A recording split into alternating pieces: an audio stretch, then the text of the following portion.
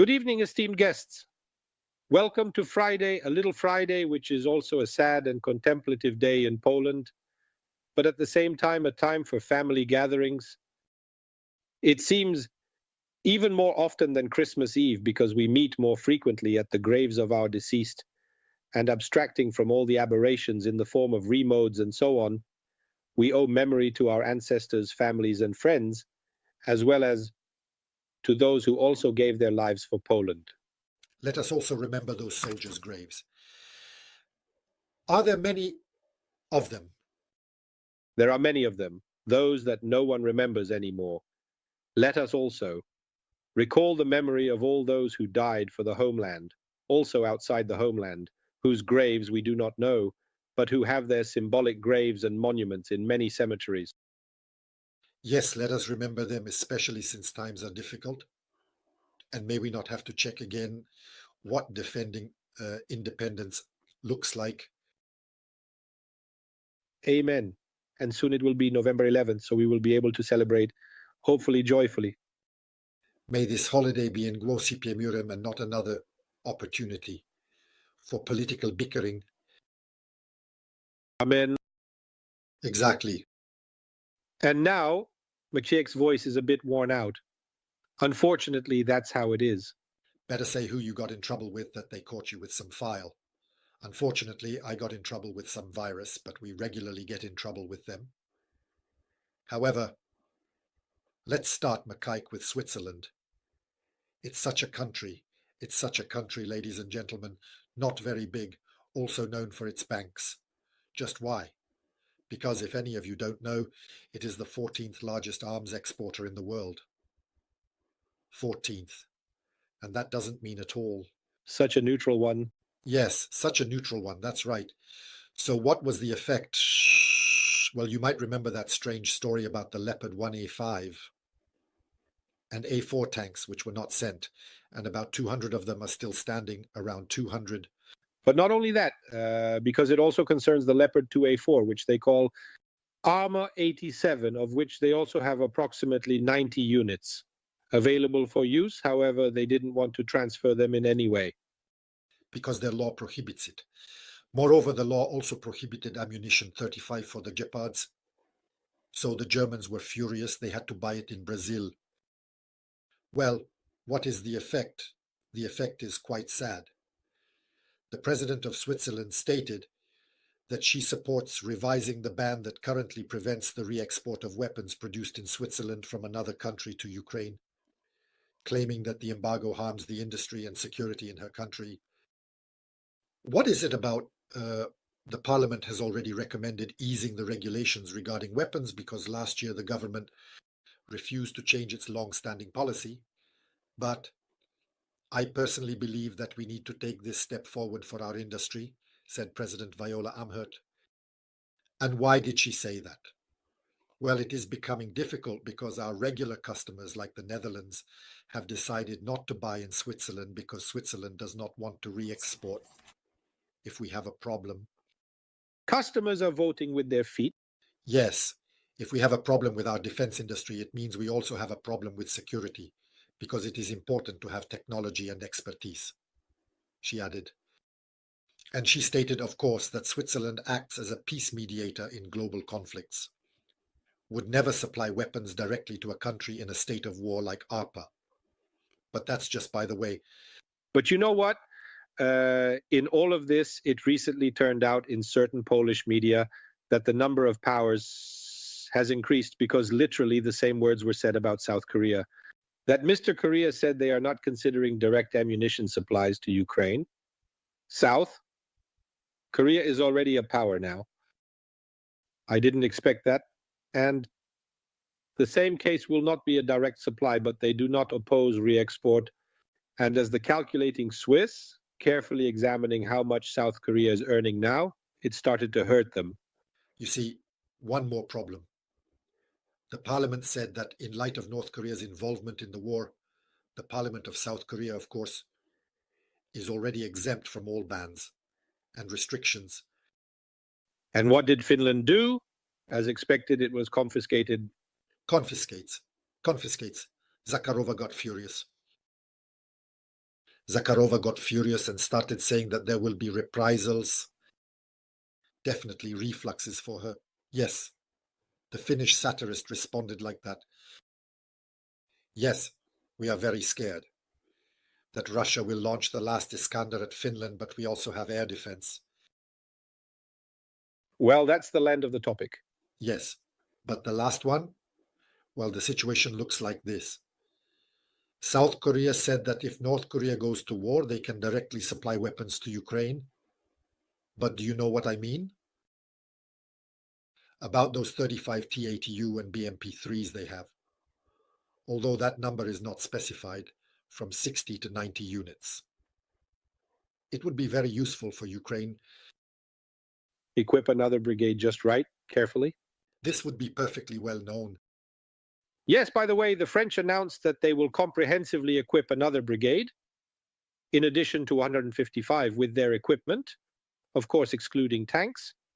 But it can be assumed that vehicles like VAB, which are armored wheeled transporters, will appear AMX-10RC. As reconnaissance vehicles and also artillery support. Support, yes. In addition, mortars and the Caesar howitzer. Definitely. Well, it will need to combine tanks. The question is whether they will happen to be those Swiss 1A5, because in terms of fire control systems, they do not differ much from the 2A4. The 2A4 do not differ. Yes, but after the Ukrainians equipped them with reactive armor and so on, securing them additionally, there are really very positive reports coming from Ukraine regarding the use of these Leo 1A5 tanks. You see, there is one problem in Ukraine. Unfortunately, we give them tanks, we give them support vehicles, and then the result is that an Abrams with a damaged transmission falls into the hands of the Russians because there is nothing to tow it with. The Germans are providing quite a lot of these technical evacuation vehicles, but if the equipment is used poorly and is damaged in a place where there is no way to approach it for evacuation, then unfortunately, the Ukrainians still treat the M1 as mobile bunkers, and that doesn't add up. Absolutely not. And then we will see that soon North Korea will showcase something that actually starts to look like an Abrams and is not just covered with plywood and plaster in the shape of an Abrams. You see, there is one thing that North Korea cannot bypass. Even if they make their own Abrams, metallurgy and technology remain the technology of composite armor, alloy technology, ceramic technology. They cannot bypass that. If the Russians haven't bypassed that, right? If the Russians haven't bypassed that, and we are still talking about the T-90 being the main tank. Yes, but the information coming from the metallurgical industry in Russia strongly suggests that there is a regression in capabilities and skills in this area regarding what and how to produce to be sufficiently good. But Maciej, it's not strange here. Wild mobilization, I've said it hundreds of times, wild mobilization. It completely destroyed this country, destroyed its skilled forces. But even Russian specialists are already talking about it. After all, they are not afraid, as it has already affected them in the rush. Yes, because it's already visible. And those blocks of butter secured like ours, I don't know, little knives for Gillette, in plexiglass with a seal. Oh dear, that's really a hit. But Maciej, what's going on? After all, you have a practical realization of the slogan cannons instead of butter.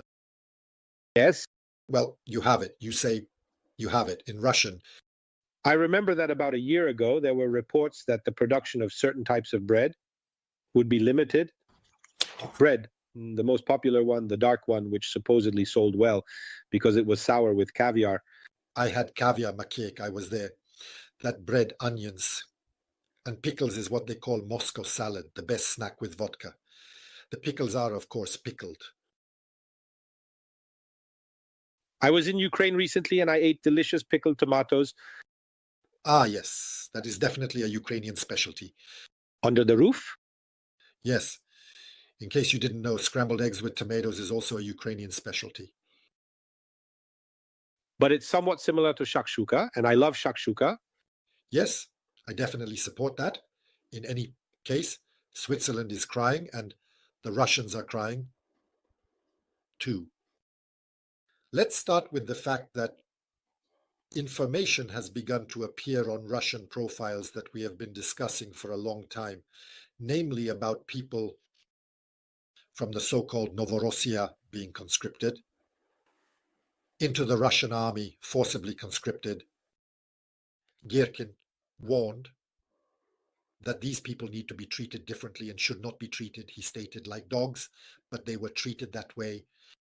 Now, a war correspondent is writing about this, by the way, a soldier, also an educated guy, pro-war, a bit of a hardliner, probably a Girkin supporter. This is basically a philologist's profile, that is, a philologist in essence. And what does he write? Namely, he writes like this: conscripted into the Russian army, used as cannon fodder, denied leave, forced to rely on the black market for supplies, and often buying vehicles with their own money, most often sent on meat assaults. Where did this come from?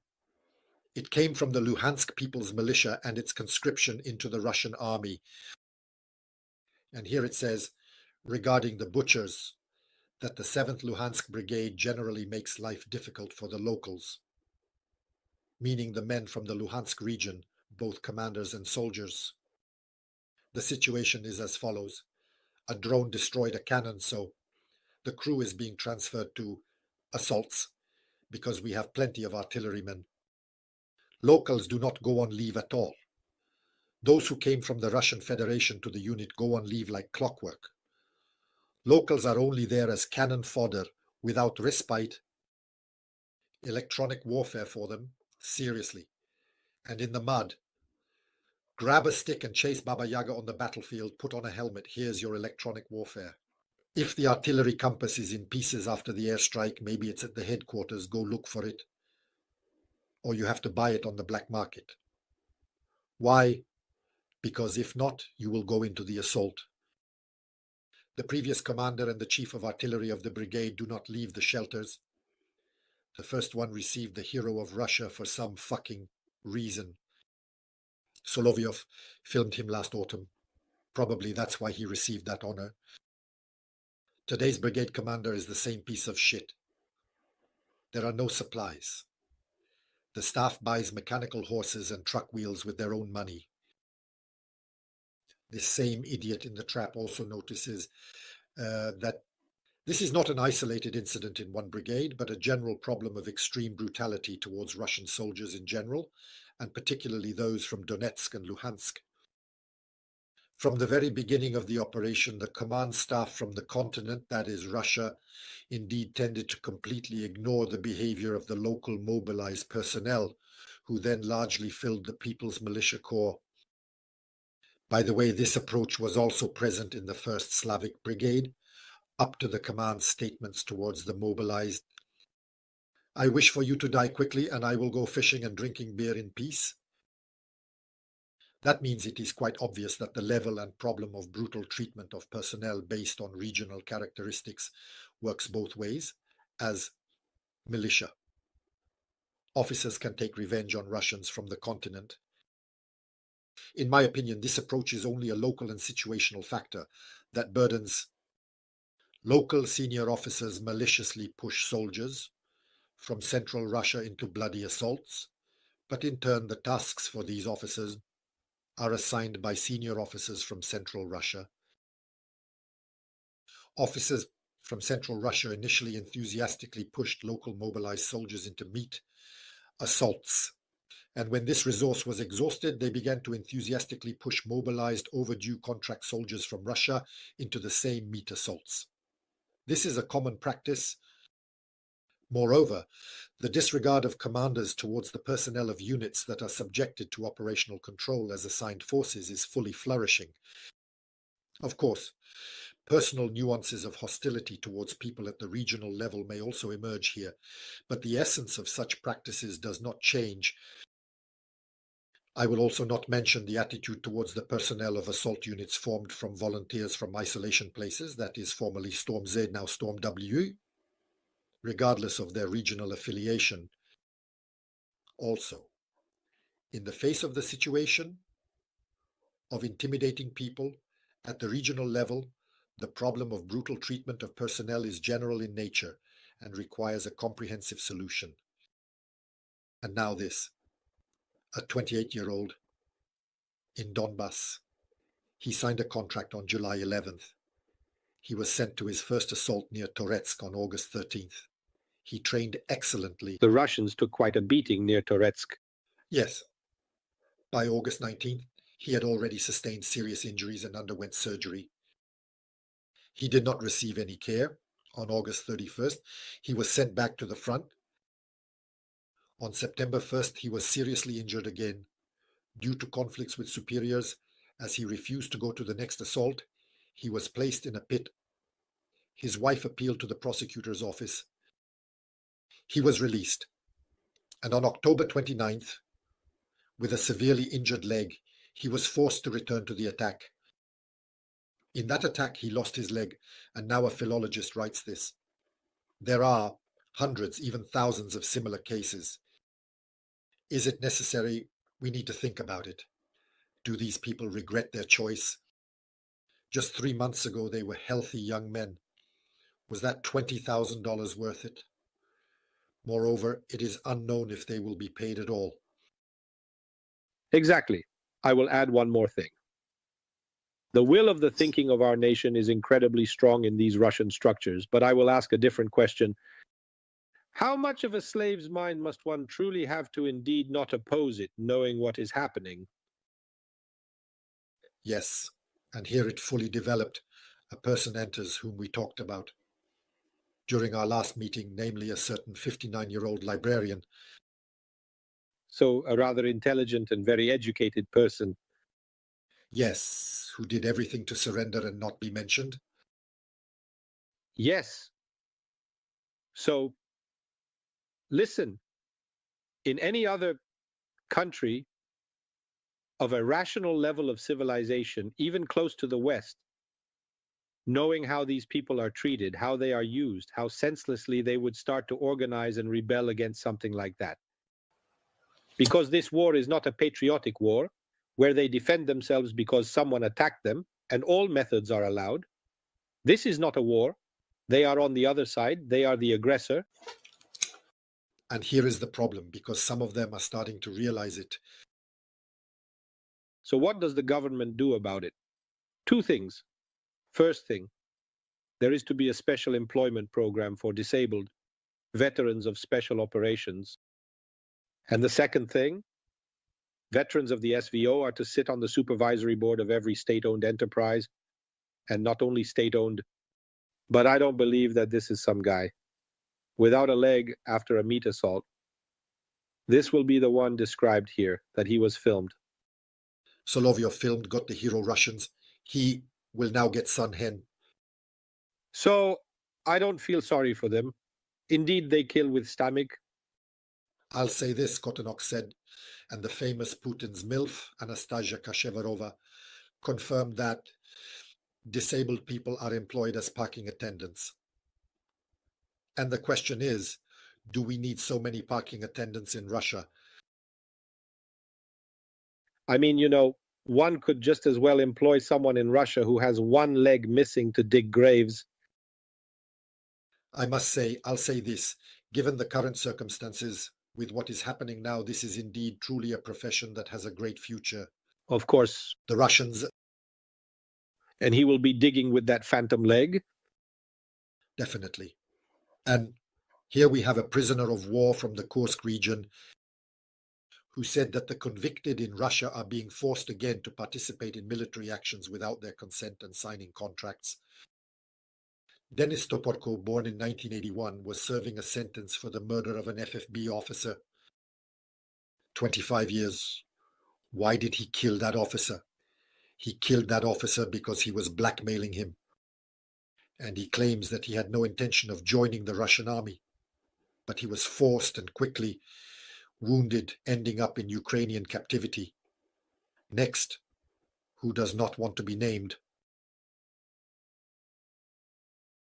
I'll say this, it doesn't surprise me on one hand, but on the other hand, the fact that the FSB allowed someone like that to leave prison and even directed him to fight means that someone told them to keep their long hands hidden because they are so short on people. Or there was such a brothel that he was planning to go somewhere on the pier. And we will talk about that brothel right away. And again, we will bring up our favorite Putin's MILF, Anastasia. What does Anastasia write? Anastasia writes about, before the weekend, a call from the military personnel of the 122nd Brigade appeared on the Veterans Notes channel, whose wounded requested evacuation. This is what we talked about, remember, about the rotting Russians. The proceedings began immediately after the publication. From Moscow, certain individuals from the Ministry of Defense demanded all data on soldiers and their direct command, as well as a clear report on the evacuation. I'll say this. Such demands for a report mean that there will be someone to blame. Yes. And here Kashevarova writes this. The fact that information about evacuation is made public once every few months does not mean that everything is fine.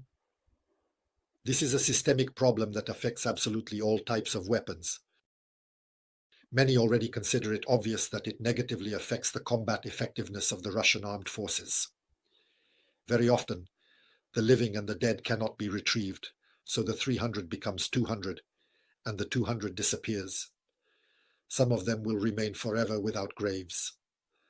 I have been writing about evacuation problems for several years, trying in any way to motivate those responsible and to explain to families and friends why, in some cases, evacuation is impossible.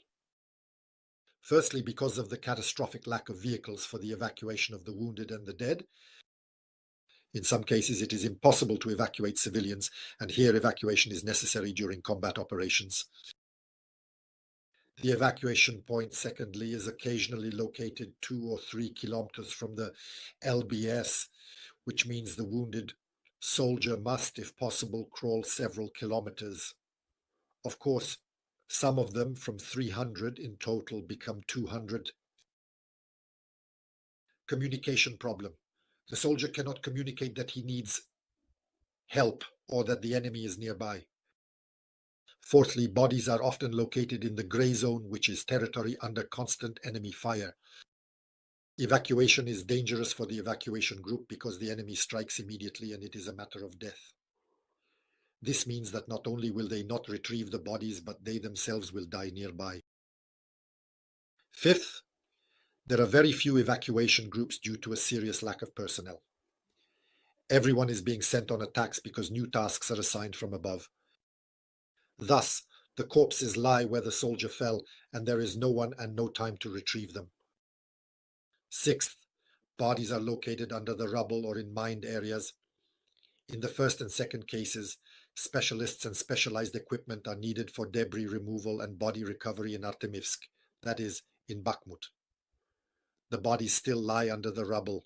This also happens in other places and settlements occupied by our soldiers.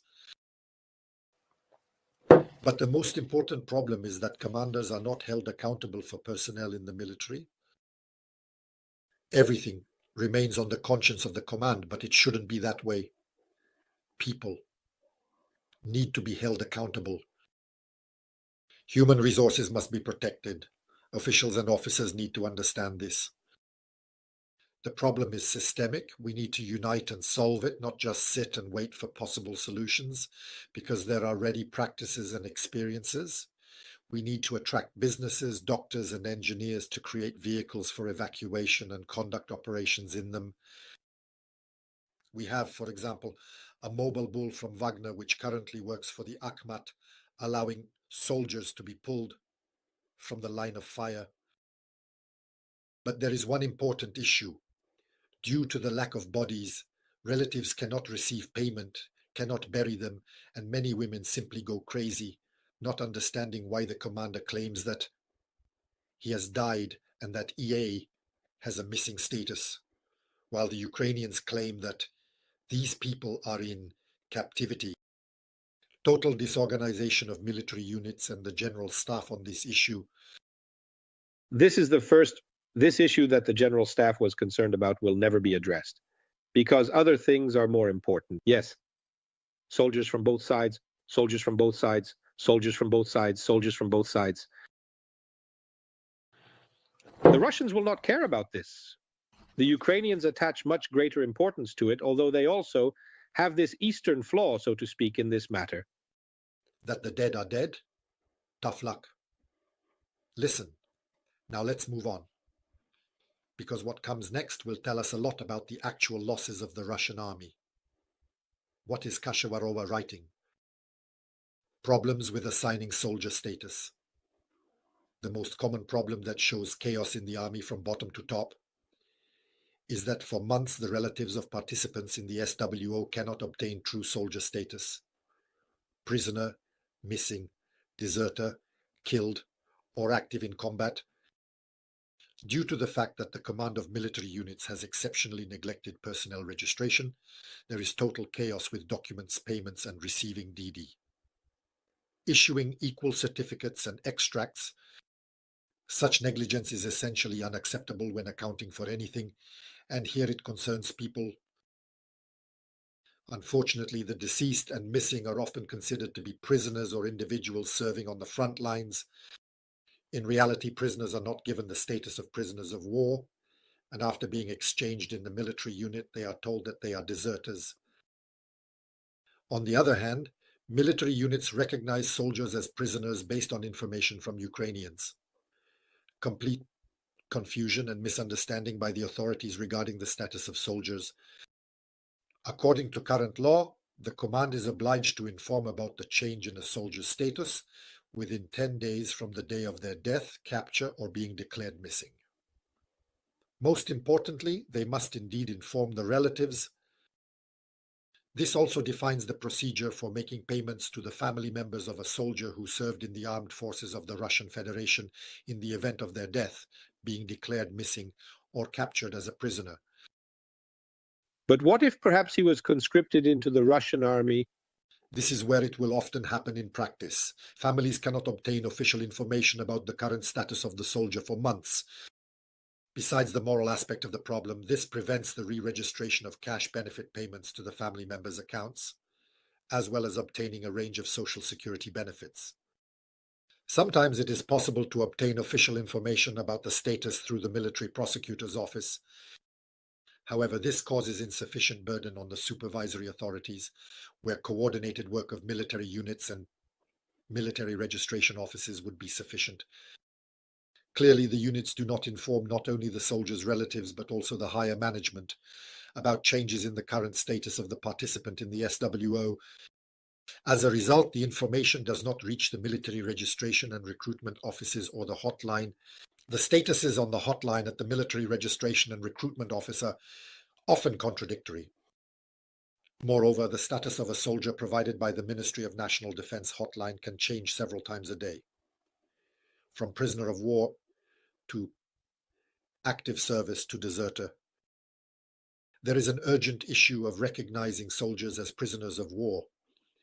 Currently, the units do not have common standards by which this status is assigned, which means that everyone interprets it differently. It often happens that a soldier dies, but he is assigned the status of a prisoner of war due to false information, for example, chaos among the units. Or conversely, a soldier in captivity who contacts his family is not recognized as a prisoner of war. After the exchange, he is presented as a deserter. We have been dealing with this issue daily for almost 2 years, and we must admit that the authorities responsible for this lack an efficient system for assigning such or other statuses to soldiers, as well as informing not only family members, but also higher command. Now, information about the missing is very important.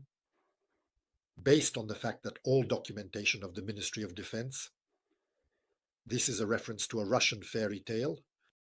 These are the labyrinths, the cavalry, and the pike, i.e. the Kombat war unit and the main departments in Moscow. This means that everyone has different information about the military personnel of the Russian Federation, which plays into the hands of the main intelligence, directorate of the Ukrainians, and the SBU in terms of recruiting and manipulating the relatives of soldiers of the armed forces of Ukraine. If a soldier is killed, he is considered missing until his body is found. But the family is not explained what the status of missing means. Many people believe that he is alive, but he is not. Person unknown or missing in 95%, 55% of cases. In cases, it is a deceased person whose body has not yet been evacuated or will never be found. It is possible that he was buried in a grave with a number. It is possible that the body was torn apart by an artillery shell. It is possible that the body was powdered or burned. It is possible that there was no possibility of evacuation. It is possible that there is no time or people for the evacuation of bodies. There are many such stories. I saw a body pushed onto the road. Our tank drove over it. That soldier became part of the road. I also had such photos, a massacre. Exactly, that's right. By the way, it was wait for him, Chervio. So where did we leave off? We ended on the fact that it is clearly stated here for the first time, Maciej, that missing person, you understand, thousands of missing, tens of thousands missing. These are the dead. Yes, they can realistically be treated as the dead. But you know what? We received confirmation of this from the other side. This week, Lloyd Austin, where Americans estimated these Russian losses quite differently, finally said, Russia has lost over 500,000 killed and seriously wounded. Irrecoverable. These are indeed irrecoverable losses. Just a month ago, they said differently. They finally used this argument, so they must have found confirmation of these facts somewhere. You know, if, for example, in the 9th Regiment, in the 3rd Battalion, there are 78 missing out of, let's say, 500 men, then that's rather significant a percentage. No. Maciej, at the current moment, if a Russian battalion currently has 350... Okay, the starting numbers were 500, currently 350. That means 80 out of 350. Well, I apologize, that's 25%. Well, you know what it's about. And those missing, if we take a calculator now and indeed calculate what our little lady says, then out of that 69, they are dead. Standardly. Additionally, many are on unauthorized absences, meaning they are deserters, in fact. They went to Sochi, that's what it's indeed called. Yes. But in all of this, if we are still talking about prisoners, a very ugly piece of information has appeared from Kashevarov. Yes, that he will kill prisoners, so he gave such an order. Not only that, I'm also talking about another one.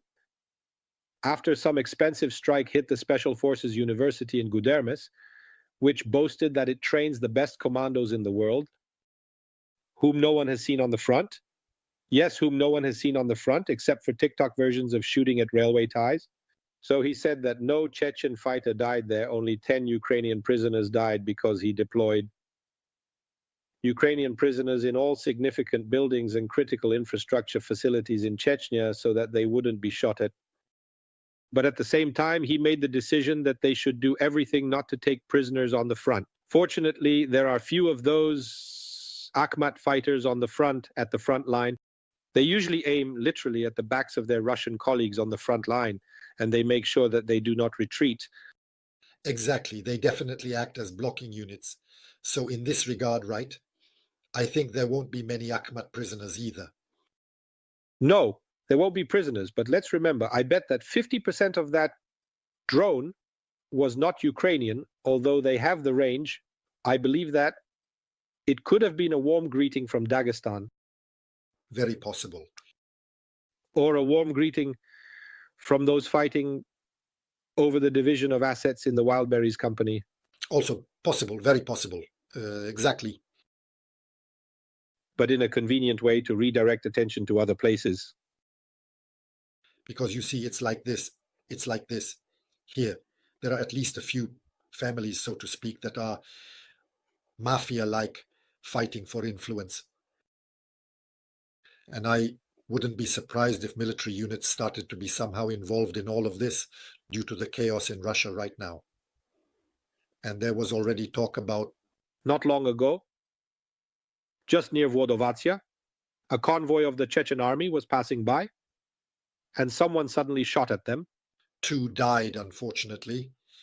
And there was discussion about a major from the Rosgard who was involved with a local businessman simply in extortion using his people.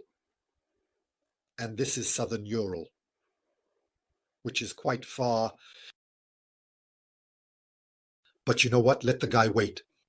Wait, something just came to my mind, so it doesn't escape into laughter. It is known that there have already been 6 attacks, at least on large spirit production lectures, because this spirit, let's remember, when the issue of gasoline troubles arose after the attacks on the refinery, a decision was made that to supplement the gasoline shortages, the simplest way was to max out the biocomponents. Yes, and since then, practically. In Russia, there are no standards regarding the presence of anhydrous spirit or other additives in gasoline, as long as the overall amount of gasoline available on the market is correct. And then the attacks on the distilleries began. And somewhere in Owogda, it suddenly turned out that they were starting to fight alcoholism, meaning they were introducing a ban on the sale of alcohol.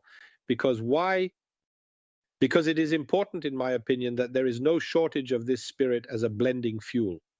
So what do they start? A war on alcoholism in Russia.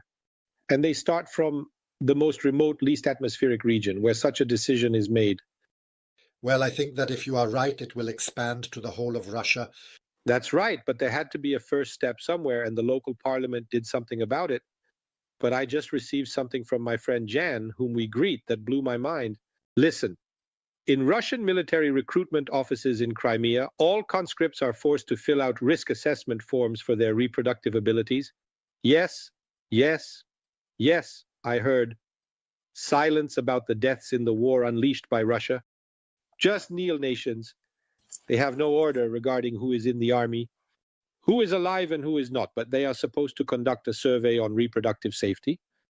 Well, but why? Because some reliable and credible medical sources suggest that when it comes to Russian field care, it causes approximately 8 to 10 times more complications or issues than expected. Russians indeed die more than Ukrainians due to poor medical evacuation, low quality medical equipment, improper training of medical personnel. And how is this done? They are given missing status instead of being classified as killed or wounded. Yes. And now regarding what really concerns me, apart from the important matters they should be dealing with, the Russians are occupied. Now, what you have probably already mentioned, that is decillions, quadrillions, and similar penalties imposed on officers for what? And now the issue of sanctions. Sanctions, as we know, do not function effectively. They only strengthen the economy. And that is why 17 television stations and similar media groups in Russia accuse Google of losing money when their accounts on YouTube were closed. That's right. And what money? It specifies. I'll say this, I don't initially grasp even the units that should be applied to this, but it is also the case that the rate will be doubled every week. It will grow soon. This fine will be greater than all the atoms in the universe. But do you know what that means? That they are asking for it to actually happen, no longer just to benefit from the interest on Russian capital, but to take it away. How do you know exactly who is waiting for them? Just keep figuring it out. Keep going, comrades. You have accompanied on the right course and on the right path. Yes, once they pulled something from Google and it ended, with Google declaring bankruptcy of its division. They pulled exactly 155 million for properly informing about the war. They pulled from Google's branch in Moscow because Google declared bankruptcy of all its businesses. So now, what will they pull from? I mean, I assume they will do other things. They will try to log, so to speak, these matters in the judicial systems of Slovakia and Hungary. The whole world, because it is already being talked about. The whole world, just like the whole world. The whole world will be ignored except Slovakia and Hungary. No, they are already trying in Pazia, in China, Well, I wish them good luck. It will be a circus that will have no end. Exactly. How do they like to spend on lawyers? Hey, we are setting up a law firm. We will advise. No, no, no. Not even through thoughts. We will advise those who will serve them. I would advise advising those who will receive such lawsuits there. To explain to them that, well, you see, you understand, but maybe let's not embarrass ourselves after all. Okay, if there were a vacant position for a Google spokesperson to handle this matter, there is... That's right, definitely. Now at the very end, Maciej will talk about less cheerful matters. Bogdan Mirożnikow, a Ukrainian war correspondent on the situation at the front. Kharkiv direction. The rearguard actions are ongoing in Kharkivka. Most of the town is already lost and will be lost in the near future. After the loss of the Chorister and Sewidowi, this is certainly not surprising. I predict that the enemy will reach the northern shore of the Kurachowski Reservoir within a week or two. It may take them more time, but unfortunately the most important battles for this area have been lost by us. The Lisowski direction, previously called Kupianski in its southern part, but the term Lisowski is more appropriate due to... Yes, I was in Borowa. And the division of the Ukrainian bridgehead on the Osk River into two parts. The enemy is still trying to drive our garrison out of Kruglavovka. Fighting is taking place on the southeastern outskirts of the village, and the occupiers have gained a foothold up to 1 kilometer deep. Strong pressure is also being exerted on Kolesnikovka, where the enemy has reached the southern outskirts of the village and is trying to establish themselves there. In the south, the opponent is securing the flanks of the vanguard, advancing towards Vizhnieve and Wozowa. They are gaining up to 500 meters in some sections. In the northern direction, attempts are being made to capture the steppe of Novoselivka. Our forces are fiercely defending there without results. Overall, the enemy is fully utilizing their potential along this entire front, despite limited operational reserves, and will continue to attack as long as the situation allows. As for Borowski, the fate of this battle is currently being decided in Lisivtsi, Suchijar, and in the direction of Dachinsky. As for the new Ukrainka, it is indeed at this moment in the hands of the Ukrainians in southern Donbass, while unfortunately Shakhtarsk, Yasna Polana, and Bohoyavlenska are occupied by the Russians. And here, regarding Kurakov, 10 attacks have been repelled. The Russian mechanized unit reached the market but was simply crushed. Things are going well in the Toretsk direction. The 12th Brigade is pushing the Russians out of the city, and that is clear.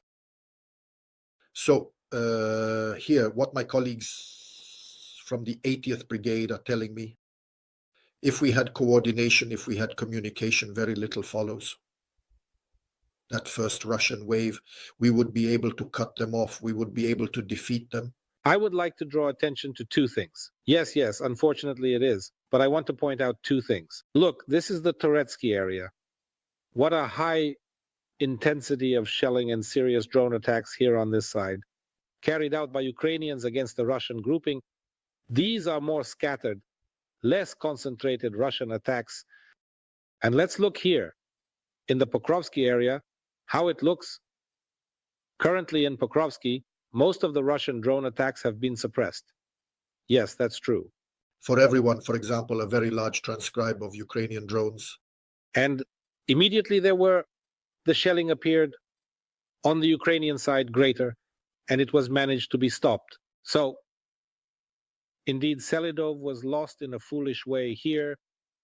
In the counteroffensive, it was taken, and what happened here was predictable. We talked about it. I remind you that this breach was pushed much further east, and they had to, after all, it was near Newelsky, they had to withdraw from here. They shortened the front, regrouped, withdrew some forces to the rear to rest and possibly replenish them. But what is being done is not being done wisely. And this entire area here may turn out that in the near future, the Ukrainians will have to shorten the front here, and this most stable front for such a long time, where the front turned from the direction of the parallel to the meridian towards the north, where an attack on the Russians could be launched. Yes, it will be cut off, and this railway line will be safe for the Russians to use. This is not good. This is not good, exactly. Here we simply have chaos all the time. And it turned out that some strange things are happening here in the area north of Kharkiv. Yes. You see this locality, here intense artillery shelling, the use of drones by both sides, more by the Ukrainians, with an entry somewhere into the Belgorod region.